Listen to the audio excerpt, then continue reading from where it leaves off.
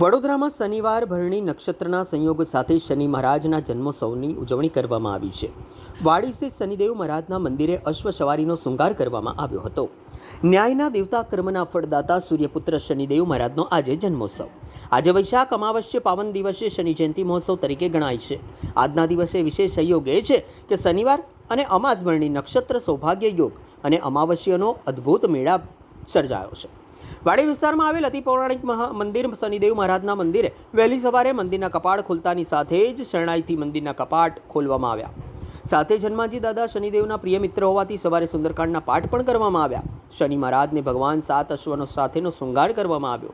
ભક્તો મંદિરના કપાટ ખુલતાની સાથે જ દર્શન માટે પહોંચ્યા હતા. ભક્તોની દૂર દૂર સુધી કતારો જોવા મળી હતી. ભક્તોને કોઈપણ પ્રકારની તકલીફ ન પડે તે માટે મંદિર પ્રશાસન તરફથી પણ કુલર તેમજ મંડપનું આયોજન કરવામાં આવ્યું હતું. સાથે જ મંદિરની બહાર ભક્તો માટે પ્રસાદી વિતરણ કરાઈ હતી. છાશ અને કોકમના શરબતનું પણ આયોજન કરાયું હતું. આજે મંદિર પ્રશાસન તરફથી મહાપ્રસાદીનું પણ આયોજન કરવામાં આવ્યું હતું. આજના દિવસે દાદાના દર્શન કરવાથી ભક્તોના કષ્ટ અને દુખડા દૂર થાય છે. सर्वप्रथम सर्वे भाविक भक्तों ने जय शनीश्वर. नीलांजनम समाभासम रविपुत्रम यमाग्रजम छाया मार्तंड संभूतम तम नमामि शनीश्वरम. અને અથર્વવેદની વાત કરીએ તો શન્નો દેવી રભિશ્રયા આપો ભવન રવિદય સંજો રભિશ્રવંતુના.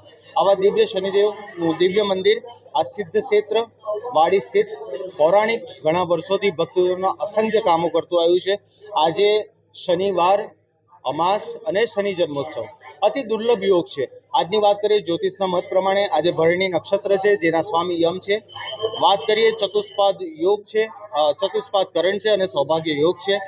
આજના દિવસે ફક્ત દર્શનથી જ ઘણા બધા કાર્ય સિદ્ધ થતા હોય છે.